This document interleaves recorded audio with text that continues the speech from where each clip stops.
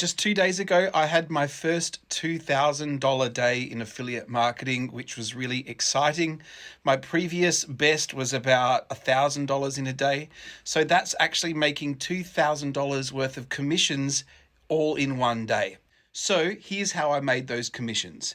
It's a mixture of doing software reviews on YouTube, which is just my time, and I just do a screencast. I sign up for free trials of different bits of online software, usually AI software. I do a quick review and then I leave a link in the description. If people click on it, I get a commission if they go and buy that product.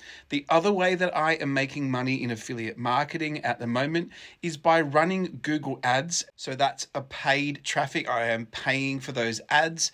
So considering that I only make about $1,500 a month from the ad revenue on my main YouTube channel, Studio Hacks, but I was able to make $2,000 in one day using affiliate marketing, shows you that affiliate marketing is a much better way if you're starting out to earn money online rather than trying to build up a YouTube channel just for the AdSense.